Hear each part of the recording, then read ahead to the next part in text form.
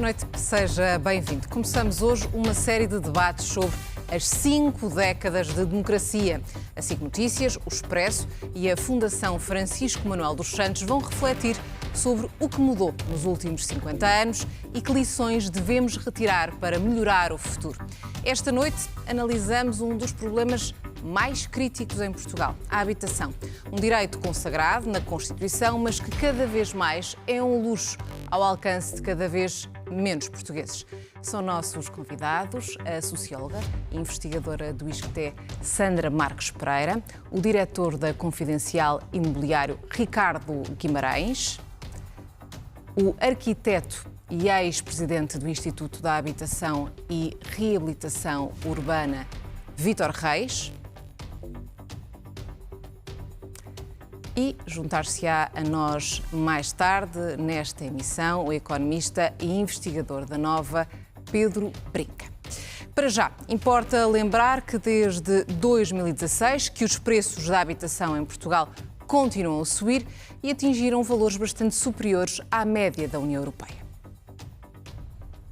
A pergunta que é ponto de partida deste estudo tem nas respostas a diversidade de um país. Desigual e assimétrico na distribuição da população, compreende inevitavelmente soluções diferentes para um problema ainda assim comum.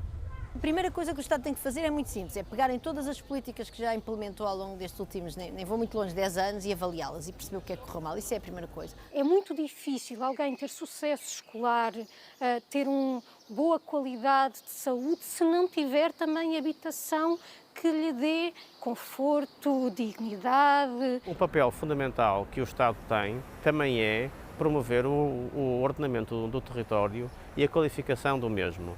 E combater a assimetria que o nosso território tem. Mais de 40% da população vive nas grandes áreas metropolitanas do país. Porto e Lisboa concentram, por isso, nas últimas 5 décadas de democracia, pessoas e problemas. A grande maioria vive em casa própria e essa casa representa mais de 90% do património que as famílias têm. Portugal é um país de proprietários, essencialmente, com valores superiores à média da União Europeia, a forma dominante de aplicação de poupanças da população. Ainda assim, nos últimos anos, o mercado imobiliário tem enfrentado o agravamento das condições de crédito, mas também o aumento dos preços por metro quadrado.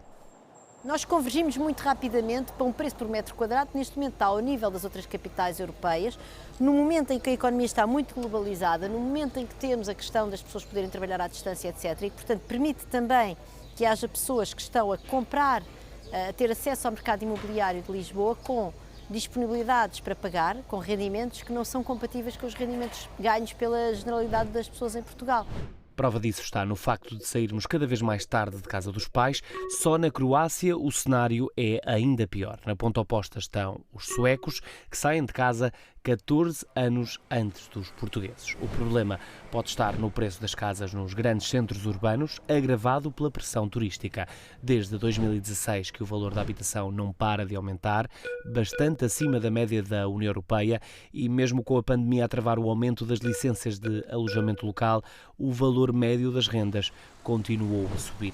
Mas o problema também está na falta de oferta. Faltam casas.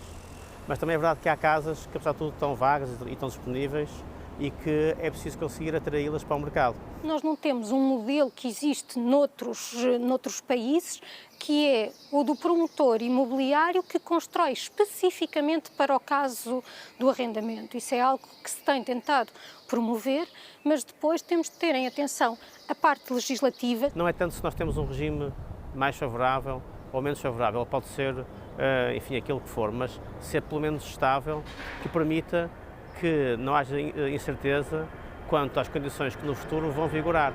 Em menos de uma década, a legislação do setor já passou por 2 reformas, mas este não é o único problema para quem quer arrendar casa.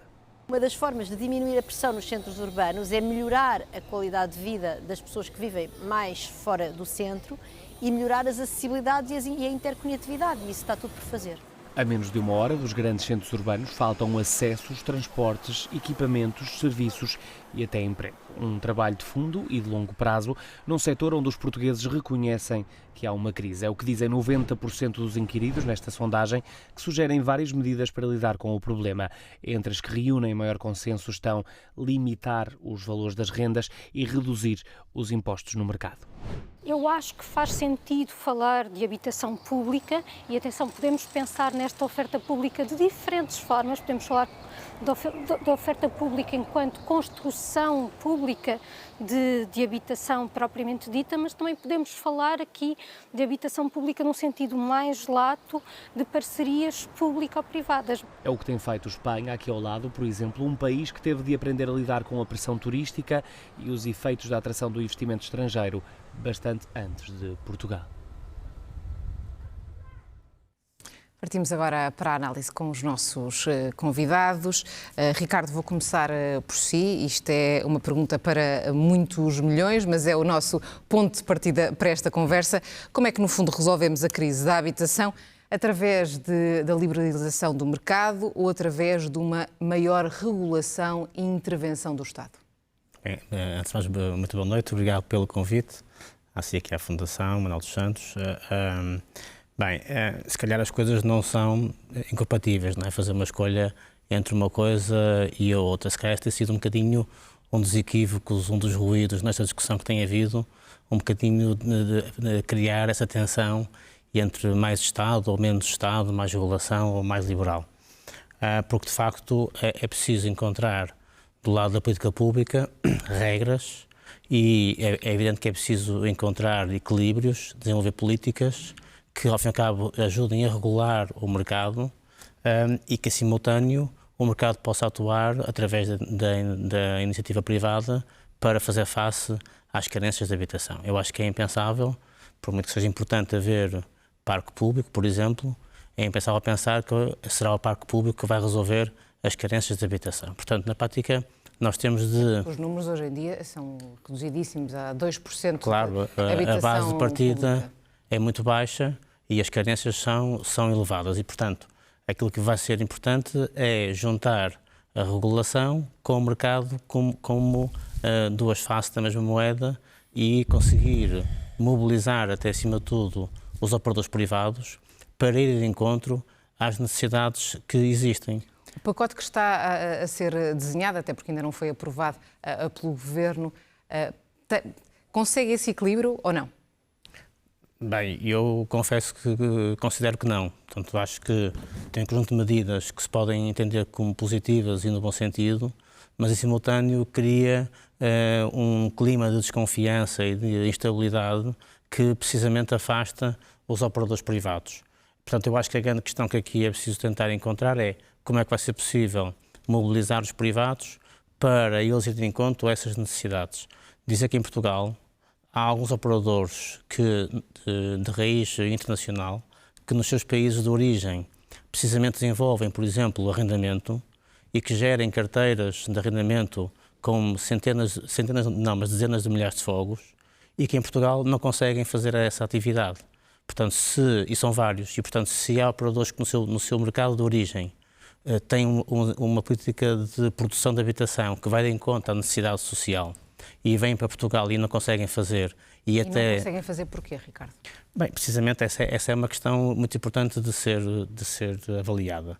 Talvez este pacote de mais habitação pudesse ter começado por reunir com os operadores do mercado e perceber como é que se pode dinamizar essa indústria para essas necessidades. Por que é que não o podem fazer? Primeiro, é preciso olhar para a carga fiscal que existe no mercado português, porque, por exemplo, basta olhar para o caso de Espanha, é um bocadinho incompreensível como é que numa situação de emergência e de tensão que se coloca em relação ao mercado de habitação, ao nível da fiscalidade, nada se altera. Se calhar, fazendo aqui um exercício muito, muito sumário, eu gostava de dizer, depois posso desenvolver mais, mas que se for possível mexer na fiscalidade, se for possível fazer projetos em parceria com os privados, é possível baixar uma renda de mercado para, por exemplo, para um T2 de 80 metros, é possível, esse T2 hoje chega ao mercado a 1.024 euros de renda mensal e é possível baixar para 618. Ou seja, nós estamos a debater o problema do acesso à habitação, mas é possível desenvolver políticas dentro do quadro atual que permitam produzir rendas acessíveis. Mas já é preciso só um aspecto até que é... Isso interessa particularmente a quem tem esse problema nesta altura Exatamente. Colossal, que é arrendar a uma casa, mas gostaria também de ouvir os nossos restantes convidados. Vítor Reis, indo agora a si, é claramente um defensor de maior liberalização do mercado e menos Estado. Não necessariamente. Boa noite e obrigado pelo convite. Não necessariamente. Eu acho que nós temos que olhar em cada momento às circunstâncias e ao contexto em que estamos a trabalhar. A nossa realidade hoje nada tem a ver com aquela que tínhamos há 50 anos atrás, quando se deu o 25 de Abril, há 49 anos atrás. A realidade que também temos hoje nada tem a ver com o que tínhamos há 30 anos atrás. O que é que eu quero dizer com isto? Primeiro, se o Estado tem capacidade financeira de fazer promoção pública de habitação, deve fazê-lo. O problema é que o Estado não tem essa capacidade, ou não teve essa capacidade. Temos aqui um balão de oxigênio agora com o PRR, mas passando 2026 e terminando o dinheiro do PRR, regressamos ao problema que tínhamos em 2018, 2019. Não haverá dinheiro em quantidade suficiente para fazer o aumento do parque público. Ora, esta ideia, esta dicotomia que se cria de que há de um lado o mercado e do outro lado o público, não são coisas antagónicas. Têm que trabalhar em conjunto. O que está a acontecer é que criou-se a ideia de que era preciso fazer promoção pública, de acordo, não se conseguiu fazer essa promoção pública. Não houve capacidade de produzir casas em quantidade.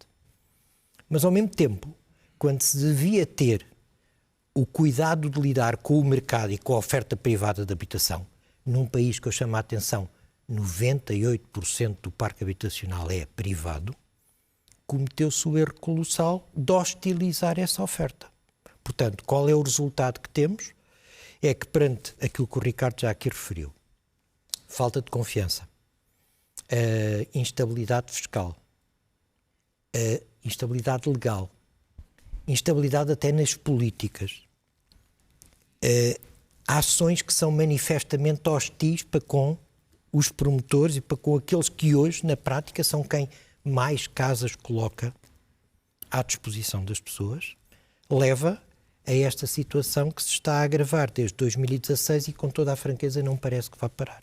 Este pacote Mais Habitação é hostil? Não, é claramente hostil. É engraçada a dicotomia que este pacote tem, porque oferece, de um lado, um conjunto de vantagens, de melhorias da situação fiscal, alívio fiscal, do ponto de vista daquilo que é toda a carga que existe sobre impostos sobre rendimentos, impostos sobre até mais-valias, impostos sobre o IMI e sobre os imóveis.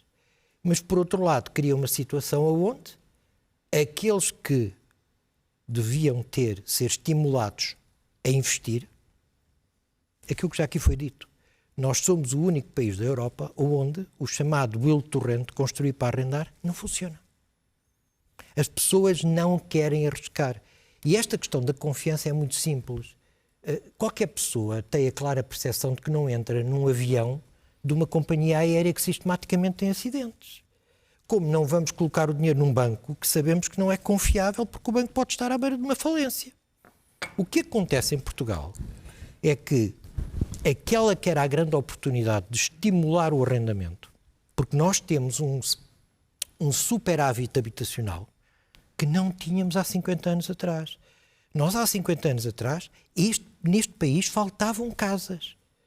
Hoje nós temos cerca de 1,8 milhões de casas para lá, uso permanente, não é? sem uso permanente. Ora, depois, 100 mil de segundas habitações, só para enquadrar os nossos telespectadores, e cerca de 700 mil casas devolutas, estima-se que sejam mais ou menos estes números. 1,1 milhões de casas, segunda habitação, e 700 mil vazias. Este conjunto de 1,8 que é 30% do nosso parque habitacional. Eu chamo a atenção, isto é 30% do nosso parque. Eu até admito que uma parte não esteja com condições de habitabilidade, esteja em locais que não têm qualquer acessibilidade.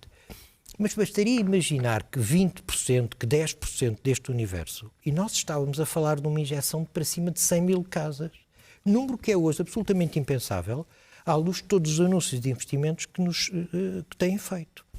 Ora, esta oportunidade que se está a perder dificilmente é recuperável quando todos os anúncios, antes mesmo das leis serem aprovadas, levam a que as pessoas se retraiam na disponibilização. Há claramente uma situação de desconfiança. Ora, a confiança não se decreta, conquista-se. Tal como uma companhia aérea não se voa num avião se nós não sentirmos confiança. Isso não se decreta. Ou há ou não há. E o problema é que temos hoje uma situação onde não há manifestamente confiança. E permita-me outra coisa. Nós somos o único país da Europa que vai para o 4º congelamento de rendas. 4º. Tivemos o congelamento de rendas de 1910, quando foi da implantação da Primeira República, de 1948 com o Dr. Salazar, para Lisboa e Porto nesse caso, em 1974, após o 25 de Abril, o alargamento do congelamento a todo o país, e agora a manutenção do congelamento para os contratos de arrendamento anteriores a 1990. Isto é o pior sinal que se pode dar a quem tem uma casa e sente esta instabilidade. Há uma espécie de uma nuvem negra em matéria de arrendamento sobre as nossas cabeças em Portugal. E é este problema que não se resolve com decretos e estraga-se com anúncios. E nós tínhamos uma situação onde estávamos a recuperar o arrendamento e, infelizmente, estragaram tudo. Sandra, partilha das mesmas opiniões e é de notar que quer o Ricardo, quer o Vítor, utilizaram por diversas vezes a palavra confiança e o seu António desconfiança. Saúde também o Pedro Brinca, que já se juntou a nós, já iremos ouvi-lo, mas para já vamos ouvir a Sandra Marques Pereira. Muito obrigada pelo convite. Eu, antes de mais, acho que o facto de nós estarmos a discutir a habitação num ciclo de debates sobre a democracia, sobre os cinco décadas da democracia, é por si só muito eloquente, porque basicamente o tema da habitação tornou-se, ressuscitou a sua importância, recuperou a sua importância política que tinha perdido há muito tempo, teve adormecido e, portanto, isto porquê?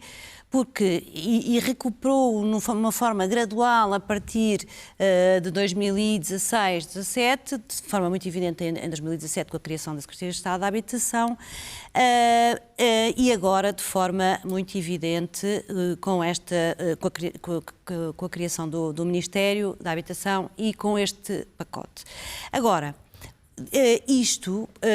porque é que recuperou esta importância política? O historial de recuperação desta importância política começa, enfim, numa grande insatisfação a nível de vários movimentos sociais e a nível de uma reflexão académica e universitária, depois passa muito para os mídia e depois é incorporada pela dimensão política. Agora, isto não é uma especificidade de Portugal.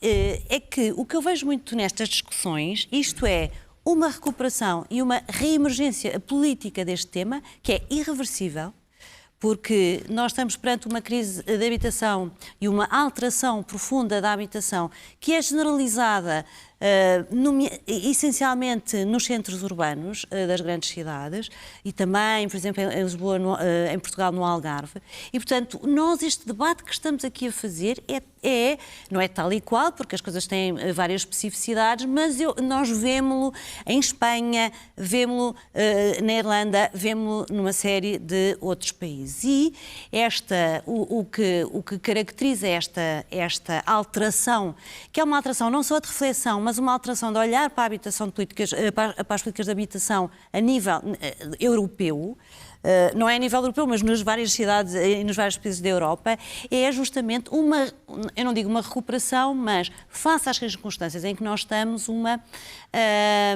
não quero dizer inflamação, mas um alargamento das funções do Estado que, de certa forma, não estavam a ser realizadas até agora. Nomeadamente, o Estado. Claro que depois Portugal e Lisboa Lisboa e o Porto têm especificidades. Já agora, a propósito disso, gostaria de dizer que me faz também muita confusão, tanto estas comparações de Portugal, como dizendo que, reforçando a singularidade de Portugal negativa, como fazer um retrato da realidade portuguesa em termos nacionais, porque há diversidades regionais fortíssimas. Por exemplo, a propriedade em Lisboa é quase 50-50, muito mais abaixo do que no país. E isto é uma característica das cidades que tem que ser contextualizada.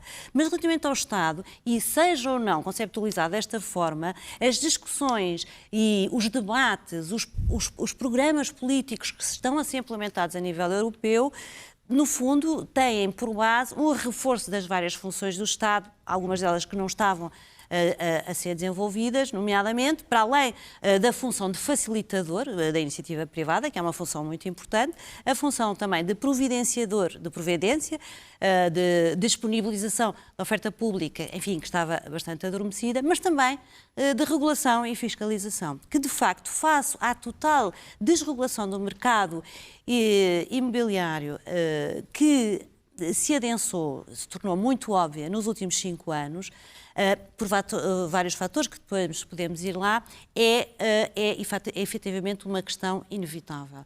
Pronto. E isto é um debate, quer dizer, há um programa muito similar, com algumas diferenças na Irlanda. A Espanha aprovou recentemente, até com grande polémica, e agora veio até a aprovar-se uma nova medida de apoio à propriedade, exatamente para contrabalançar a nova lei da habitação. Enfim, isto não é uma especificidade de Portugal. Mas vê com bons olhos mais Estado, ou pelo menos naquelas medidas que, à partida, e tudo indica que vão ser aprovadas na Assembleia da República? Desculpe, peço desculpa. Eu acho que as coisas têm, de facto, de ser equilibradas, e eu acho que este pacote tem problemas, evidentemente, tem alguns aspectos que deverão ser seguramente melhorados, mas tem alguns aspectos positivos, alguns aspectos negativos, até acho que já foram, de certa forma, não superados, mas foram reduzidos de alguma maneira com o debate que houve entretanto. E eu tomo nota que, apesar de tudo, houve alguns recuos nessa dimensão, que algumas pessoas considerarão mais ofensiva do setor privado. Por exemplo, refiro também um aspecto muito importante, que foi a discussão explotada, nomeadamente em termos dos licenciamentos, da facilitação dos licenciamentos, das regulações, etc., que foi um debate seriamente desenvolvido também pelos agentes, nomeadamente projetistas e as autarquias, e aí acho que houve um passo em frente. Depois há aspectos que é preciso melhorar e há fragilidades do ponto de vista estrutural que me parecem, talvez, os aspectos mais importantes, se depois tiver tempo para falar, para a execução destes programas. O Pedro não estava aqui no início, mas começámos, no fundo, por aquela que é a pergunta mais difícil, mas também é a pergunta de partida para este debate, é como é que resolveríamos a crise da habitação, se através de medidas mais liberais ou, pelo contrário, mais Estado. Bem, boa noite e obrigado. Peço desculpa pelo atraso. Eu acho que para podermos ter uma cura é preciso fazer um diagnóstico, e aquilo que eu sinto que está muito ainda por fazer é perceber exatamente a que é que se deve todo o cenário que nós temos estado a ver. Eu concordo que muitas das maleitas que afetam o mercado em Portugal são similares noutras geografias, mas há coisas que são específicas. Portugal, e até uma estatística que o amigo Vítor Reis gosta bastante, em Portugal é o país, em termos a percentagem de pessoas que têm uma segunda habitação e que arrendam essa segunda habitação é 4 vezes inferior à média europeia. Quer dizer, isto é uma especificidade de Portugal. Os preços subiram em Portugal muito mais do que na média da União Europeia. É outra especificidade de Portugal. Por isso, sim, há tendências internacionais que de facto afetam isto e que são comuns com outras geografias, mas também há especificidades em Portugal que é preciso perceber e é preciso diagnosticar. Mas parte da solução passaria exatamente, Pedro, por colocar essas casas no mercado, isto é, tem que se também que tornar atrativo para o proprietário ter essa vontade e ter incentivo para se disponibilizar, não é? Claro, o Vítor Reis fez um estudo em que documentou de forma exaustiva, eu digo exaustiva porque tive que o ler do princípio ao fim, exaustiva, todas as alterações legislativas que sofreu desde 1910, se bem me lembro. E realmente há muitas alterações que não inspiram confiança nas pessoas, as pessoas têm medo de arrendar. E é como estava há bocado a dizer com a metáfora do avião, quer dizer, acontece um acidente, eu arrendo uma casa, tenho um conjunto de problemas, quer dizer, tenho muito receio que no futuro não volte a entrar nesse tipo de situações. Há uma evidência anedótica. Eu sou descendente de retornados, a minha avó veio na altura, Lourenço Marques, para Portugal, com o 25 de Abril perdeu tudo. A minha avó nunca mais quis comprar uma casa, porque achava que se viesse para Portugal comprasse uma casa, de repente podia haver uma revolução e ficar sem ela, não é? Quer dizer, estas coisas criam traumas nas pessoas e é complicado depois dinamizar um mercado para arrendamento, que depois nos leva a estatísticas como estas. Quer dizer, em Portugal, a percentagem de habitações, segundo as habitações que são arrendadas, é 13,4%. Desceu no período de 2013 a 2017. No resto da União Europeia é 41,14%, aumentou mais de 10% no período que mediou entre 2013 e 2017, exatamente o mesmo período. A questão do pacote mais habitação. Vamos lá ver, eu acho que há medidas para todos os gostos, não é? Há medidas que acho que são consensualmente bem-vindas. Apenas ouvi uma crítica, se não estou em erro, de Rui Tavares do Livre, relativamente a algumas dúvidas que podia ter por questões ecológicas, a questão do fim dos licenciamentos, ou de parte dos licenciamentos, do projeto de arquitetura da especialidade. Essas, obviamente, acho que são bem-vindas por todos. Outras são, perdoem-me a expressão, um bocadinho para inglês ver, quer dizer, a obrigação dos bancos oferecerem um produto de taxa fixa. Quer dizer, bem, em primeiro lugar, eles podem sempre oferecer um produto de taxa fixa com condições que não são realmente vantajosas e, obviamente, que depois ninguém vai ter. Quer dizer, será uma medida que tem pouco impacto. E outras que eu, pessoalmente, até acolho com agrado, por outras razões que não têm nada a ver com a habitação, que é a questão dos vistos gold, não é? Que nós podemos discutir aqui por um conjunto de outras razões, porque é que eu acho correta o fim deste programa, mas, na minha opinião, de certeza que não é por causa da questão da habitação. É óbvio que estamos a falar de um programa que foram 7 mil milhões em 10 anos, 7 mil milhões, 90% foi para o mercado imobiliário, são 6.300 milhões de euros. Destes 6.300 milhões de euros serviram para transacionar 10.322 casas. Quer dizer, se nós formos a ver os valores médios das transações e os volumes de transações de casas, estamos a falar de cerca de 0,6% do número de casas transacionadas anual e estamos a falar de 2,5% do valor, com um valor médio de transação acima de 600 mil. Mas não houve uma espécie de efeito de contágio a nível do preço, porque obviamente que os preços dessas casas transacionadas era bastante mais elevado. Eu concordo, há sítios em que de facto isso pode ter sentido. Se tivermos aqui alguém que quis comprar uma casa ou na Lapa ou ali na Baía de Cascais, obviamente que essas pessoas, se calhar, viram-se em mais dificuldades porque vieram estrangeiros com mais poder de compra e vantagens fiscais que as compraram. E se calhar tiveram que ir comprar uma casa, em vez de na Lapa, se calhar ir para o Lumiar, ou em vez de na Baía de Cascais, se calhar ir para Alcabidez. Mas quer dizer, não é por causa dessas pessoas que temos o Primeiro-Ministro na televisão a falar de uma crise social na habitação e falta de capacidade dos jovens em adquirirem a primeira habitação. De certeza que não é por causa disso, até porque a maior parte das ajudas tem limites relativamente, por exemplo, no caso dos empréstimos, a 250 mil euros.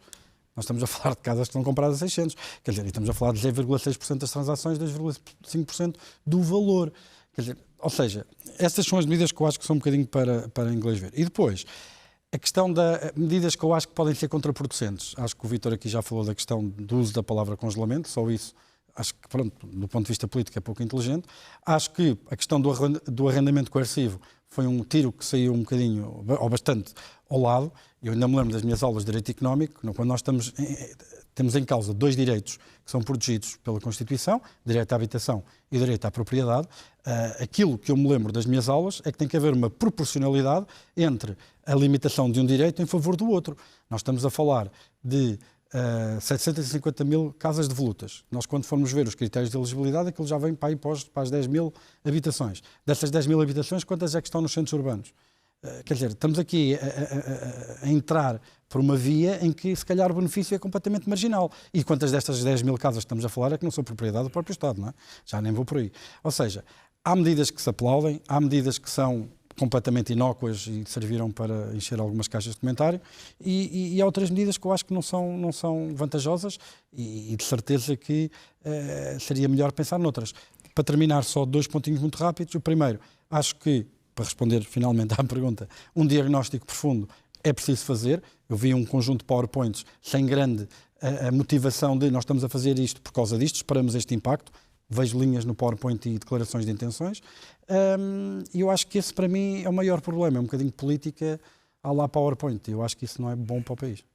Vamos falar de medidas concretas, Ricardo, que poderiam efetivamente, no fundo, dinamizar e alterar um mercado que está particularmente difícil. Há pouco falou na necessidade de mobilizar os privados. O que é que, no fundo, mobilizaria os privados, por exemplo, e o Vítor também alertava para essa questão, de facilitar o arrendamento, porque o mercado de arrendamento tem subido muito em Portugal, mas a oferta ainda é escassa para as necessidades. Muito bem. Eu acho que aqui uma questão de base que é preciso tentar estabelecer, que é, aqui o tema é como é que vamos poder oferecer um programa que traga mais casas. Depois a questão são públicas, são privadas, como é que elas são. As pessoas estão a ouvir, querem perceber como é que vamos resolver o problema da habitação. E, de facto, apesar de ser verdade que existe, de tal maneira, este problema não é específico nosso, apesar de tudo, nós temos realmente algumas especificidades. E há coisas que nós não fazemos, que funcionam. Aliás, há aqui uma ironia deste programa, que é, não, entre aspas, copia as políticas que funcionam e copia políticas que já se sabe que não funcionam. E aqui o exemplo, para mim, mais evidente é o caso de Espanha, porque aprendemos a buscar exemplos, não é? Mas se calhar só também no parênteses dizer o seguinte, também é importante, conforme disse o Pedro Brinca, também tentar situar o problema. Porque também não sei se é evidente que há um problema generalizado da habitação.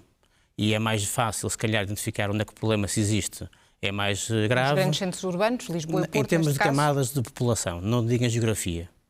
Eu estou a falar em termos de camadas da população, porque, só de dar aqui um par de números, portanto, 62% dos proprietários dados dos censos não têm crédito à habitação, vivem com a casa paga, portanto 2/3. E a dívida média dos que têm hipoteca é também de 65 mil euros. Portanto, na prática, quem está no mercado, mais ou menos temos uma situação relativamente estabilizada em relação à habitação. Claro que nós temos sempre um problema de habitação, que é todos gostaríamos de estar melhor, mas isso não faz propriamente uma emergência social. Onde é que há os grandes problemas? Há, de facto, no acesso, em especial dos jovens e, claro, das camadas mais desfavorecidas. Mas eu acho que aqui vale a pena também desenhar políticas... Mas hoje em dia, e isso é uma questão importante, quando fala de camadas mais desfavorecidas, fala concretamente de quem? Porque, efetivamente, durante muitos anos habituámos-nos a ouvir falar de uma classe média. E a verdade é que aos preços praticados hoje, quer nos arrendamentos, quer para compra de habitação, e estou a falar agora e a cingir mais aos centros urbanos, porque efetivamente é aí que residem os principais problemas em Portugal, não têm como, não é? Pronto, mas repare, eu acho que aqui é preciso também fazer alguma seleção de critérios, e, portanto, ou seja, eu não tenho capacidade de desenhar política pública, mas se tivesse, escolhia segmentos prioritários, não é? E evidentemente nós não conseguimos atender a todos os segmentos, e até porque há algumas medidas de exceção, só para ir a medidas em concreto. Há medidas que, se calhar, em regime de exceção são aceitáveis e a sua generalização pode não ser. Porque, por exemplo, ao mercado eu dizia, é possível fazer chegar ao mercado casas novas, T2 de 80 metros quadrados, com 618 euros mensais de renda, que é uma renda acessível. E até, inclusivamente, talvez, com zero investimento público. Era preciso desenhar um programa, aqui estavas orientado para jovens, que são aqueles que precisam de entrar no mercado. Nós temos que reter os jovens e impedir que emigrem por este motivo. E, portanto, é possível encontrar programas que assentem em solo público, que assentem em tributação, se não zero de IVA, praticamente, que assentem em licenciamento rápido, e a poupança que aqui se introduz num investimento reduz uma renda de mais de 1.000 euros para 600. Isto é uma medida concreta. Inclusivamente, em termos financeiros, este produto, pondo nestes termos, é atrativo para investidores disponíveis para fazer esse investimento. Portanto, ou seja, não dependendo do investimento público e do PRR. Não podemos ter uma política pública que depende de termos pandemias. Não é uma medida adequada para ter PRRs. Portanto, nós temos que ter medidas de estabilidade, de folga, que sejam contínuas ao longo do tempo. Nos jovens, por exemplo, há uma coisa aqui muito técnica, uma DSTI, uma taxa de esforço, que quem tem contratos de crédito mais recente teve que vencer um teste de taxa de esforço de Euribor vigente mais 3 pontos. Hoje em dia, as famílias pagam uma taxa de juro de cerca de 2,8%. Os juros estão em 3,5%, mas de facto ainda não se repercutiram nas prestações, porque isso é um efeito progressivo. 2,8%, 2,7% está dentro dessa simulação que foi feita. Ou seja, as famílias, genericamente, tiveram capacidade para fazer face a esta situação com mais dificuldade. Os jovens, outra vez, é que ficam numa situação, quem entra no mercado, que tem que contratar um crédito agora, tem que ter capacidade para financeira para um juro de 3 ou 3,5%, mais uma simulação de mais 3. Vai aumentar, pelo menos, Isso foram essas significa, indicações dadas pelo BCE. O governo espanhol anunciou ontem medidas para os jovens, concretas. Portanto, era isso possível. Que falta em Portugal, também medidas direcionadas para os jovens. Concretas para os segmentos com mais tensão. Por exemplo, alterar a forma como se calcula a taxa de esforço, a bonificação de juros, eventualmente o valor residual no final do empréstimo, ou seja, coisas concretas que impactem de facto e que não sejam aqui uma discussão meramente, teórica. Vítor Reis, medidas concretas que, no fundo, facilitariam o acesso à habitação. O nosso país está, em termos orçamentais, limitado. Não vale a pena escamotear esta questão. Se não fosse o balão de oxigênio do PRR, estávamos a zeros. Gosto de recordar que estes últimos 5 anos são, para efeitos estatísticos, aqueles em que menos se produziu de habitação privada, menos se produziu de habitação pública e menos se investiu do nosso PIB, em percentagem do PIB, menos se investiu em habitação. É bom perceber isto para jogar entre duas coisas que, não sendo, digamos, alternativas, complementam-se. Se vamos para construção nova, como o Ricardo referiu, com a isenção de IVA por aí afora, o resultado disto demorará 3, 4 anos. Não se consegue um ciclo de vida na produção de construção nova em menos de 3, 4 anos. Se formos para o aproveitamento do estoque existente, por via do arrendamento e não da aquisição, nós estaríamos a resolver no imediato aquele que é o principal problema do acesso à habitação, contribuindo para, eu já não digo descer preços, mas pelo menos parar esta cavalgada louca em que estamos a todos os níveis nos preços. Com a quantidade de casas, eu gosto de recordar a experiência que tivemos depois da reforma do arrendamento de 2012. Entraram no mercado de arrendamento em Portugal, no espaço de 6 anos, 140 mil casas. Está a referir-se àquela que ficou conhecida como a Lei chamaram Cristas. A Lei Cristas, a Lei dos Despejos, chamaram todo o tipo de nomes. É a reforma de 2012. Essa reforma permitiu injetar 140 mil casas, em especial nos grandes centros urbanos. Não é por acaso que em 2015 nós não estávamos com os problemas que temos hoje. Foi porque havia um fôlego criado por essa oferta de casas. Se nós não conseguirmos repetir isto, retomar este fôlego, nós não vamos conseguir aliviar, sob todos os pontos de vista, quer os mais idosos que estão a precisar de sair de casas que estão a cair de podres, quer os mais novos que estão a precisar de sair de casa dos pais, quer todos aqueles que, por via da sua mudança profissional, têm que mudar o local onde vivem. Toda esta situação que temos é uma situação de profunda estagnação. E, portanto, nós vivemos num país onde, se houvesse esta política que criasse confiança, nós tínhamos a oferta habitacional, tínhamos uma inundação de casas. E, no entanto, perdoem-me esta imagem, o nosso país parece aquela pessoa que tem água até ao pescoço e está a morrer de sede. Porque são tantas as casas que temos e não conseguimos que sejam colocadas à disposição. É este bloqueio É esta situação que é preciso resolver. Ou seja, e só para ir a outro tema que é importante, até porque já só. estamos a chegar muito, a caminhar muito rapidamente para o final, com muito pena minha. O problema não é o facto de ter havido muito investimento estrangeiro e dos benefícios que foram dados a cidadãos não portugueses nos últimos anos para a aquisição de casas em Portugal. Há problemas relacionados com a enormíssima carga fiscal que está sobre a classe média. Há problemas relacionados com toda a procura turística que o país teve, que é um ganho de valor a todos os níveis. Mas a questão não é essa. A questão é, havendo um estoque de casas que não está a ser usado e havendo este aspecto que o Pedro Brinca referiu, na Europa, em média, 41% das pessoas que têm uma segunda habitação arrendam, em Portugal só 13%. Em Espanha há 90 mil casas feitas nos programas de construir para arrendar. Em Portugal há 0. Eu sei, quando nós vamos à Alemanha, vamos à França, vamos ao Reino Unido, em todos estes países o sistema está a funcionar do ponto de vista da dinamização e da oferta do arrendamento. Claro que há problemas resultantes de aumentos de preço por aí fora, não com a gravidade e com o estrangulamento com que nós estamos em Portugal, Sandra, que aliás os indicadores mostram. Medidas concretas que podiam atenuar a crise na habitação? Eu acho que há um conjunto de medidas que já estão a ser lançadas e que devem ser melhoradas, outras eventualmente complementadas. Agora gostava de dizer aqui duas coisas.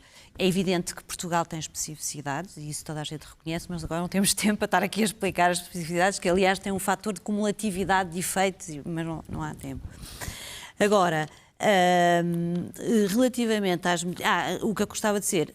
o Build to Rent, que é uma prática conhecida, é uma prática que tem tido vários problemas, nomeadamente também nesta escalada dos preços em outros países e cidades da Europa. Isto é uma coisa que, e não é uma questão teórica, a literatura tende a refletir... Está a falar-se os programas de construir para arrendar. Sim, que é, enfim, que genericamente se chama Build to Rent. Peço desculpa pelo estrangeirismo. Pelo estrangeirismo, que não era essa...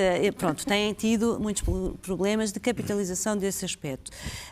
Depois, acho que há aspectos que podem ser melhorados. Eu não entendo como é que a disponibilidade, como é que não se vê. Eu não estou aqui para defender programa nenhum deste governo, mas de facto tenho alguma dificuldade de compreender como é que não se entende que a facilitação, a disponibilização de terrenos ou de imóveis não, edifícios, para a habitação a custos, da habitação acessível não é uma medida que facilite isso. Relativamente ao arrendamento, o que nós vemos nos outros países, este debate dos efeitos perversos, é evidente que há uma questão de limitação das rendas que terá seguramente efeitos perversos, que é uma discussão muito importante que se está a ter neste momento, porque há medidas de limitação das rendas de primeira, de segunda geração, terceira, e hoje tende-se a ser mais gradual e menos numa linha de congelamento das rendas. Mas há medidas importantes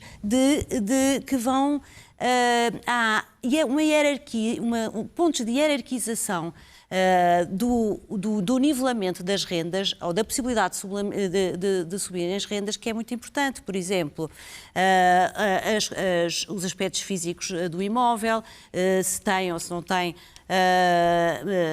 eletrodomésticos, a localização. Hoje em dia há uma política muito forte de fazer e o que também é discutível, mas estamos aqui de fazer a limitação das rendas em territórios mais pressionados do ponto de vista da pressão imobiliária. Há a questão do número de imóveis, do número de imóveis, ou seja, a dimensão do senhorio, etc, etc. Portanto, é assim, eu acho que há muita coisa a melhorar neste programa, há coisas a complementar neste programa e há, sobretudo, problemas que, para mim, na execução deste programa, são problemas de dimensão estrutural que têm que ver com a capacidade do Estado e de executar estas políticas e com a capacidade institucional do Estado e com um outro aspecto fundamental que tem a ver com a articulação das escalas de governação das políticas de habitação local, a metropolitana, a nacional e a europeia.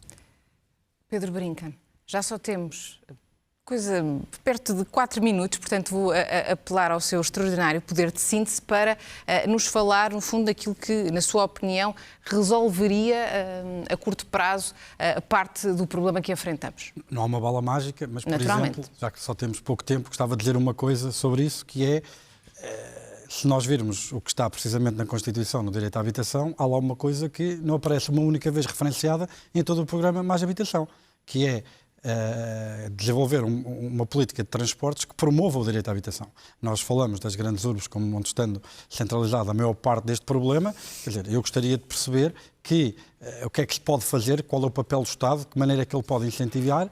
Realmente é que deixemos de ter, por exemplo, 2 eixos ali na linha de Cascais, a linha de Sintra, por exemplo, para falar da área metropolitana de Lisboa, onde temos uma valorização brutal imobiliária que fica perto destes 2 eixos que chegam à cidade, e de que maneira é que uma política de transportes mais eficaz pode ajudar realmente a tirar a pressão dos preços e da procura destes 2 eixos e espalhar de uma maneira mais uniforme, através, obviamente, por exemplo, de construção nova,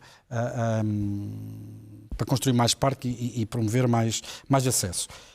Muito telegraficamente, uma estatística que eu por acaso vi hoje a tentar preparar-me, uma quebra de 7% na oferta, taxa de variação mensal do mês passado para este mês, parece que é uma tendência já desde o princípio do ano. Desculpe, 7% é o primeiro trimestre de 2023, ou seja, a oferta continua a cair, isto é relativamente preocupante. Relativamente às políticas comparadas, eu acho a ideia extraordinária, eu acho que nós de facto devemos assentar as políticas que propomos com base em exemplos bem-sucedidos de outras geografias, copiar aquilo que está bom e evitar copiar aquilo que está mau, mas é bom lembrar que muitas vezes importar as políticas sem importar os políticos é complicado, porque termos as políticas sem termos quem as implementa da maneira que deve ser, pode também não correr bem. Quem as implementa é tão importante como as próprias medidas. E por último, e esta parte, na parte da democracia, como referiu muito bem, eu acho que é bom fazer uma nota. A aquisição de habitação é a forma dominante de poupança em Portugal. O que nós estamos a criar é uma geração que está excluída do acesso à aquisição de habitação e, com isso, está excluída do acesso à construção de património, de constituição de poupança. Estamos a criar uma geração de haves e uma geração de have-nots. E isto, do ponto de vista equitativo, de distribuição intergeracional, a mim, enquanto cidadão desta democracia, é uma coisa que me preocupa bastante e que é preciso resolver com urgência. Alguém quer acrescentar? Temos mais um minuto. Só fazer uma nota muito rapidamente, ficar no minutinho que nos dizer que há aqui 30 segundos. 2 variáveis para acompanhar: custos de construção. Os preços não baixam, há um racional de custos de construção. Nós competimos internacionalmente para conseguir construir e, portanto, na maioria dos mercados nós estamos a fazer preços ao nível dos custos de construção e um debate é ao nível do rendimento, porque, de facto, os preços descolaram do rendimento e não vai ser fácil que nivelem pelo abaixamento de preços. Discutir o rendimento é importante neste tema. Precisaríamos provavelmente de muitos mais minutos. Resta-me agradecer a vossa presença neste debate, que muito rapidamente chegou ao seu fim. Digo-lhe, no entanto, que pode ler mais sobre este tema no Semanário Expresso. Da nossa parte é tudo. Boa noite.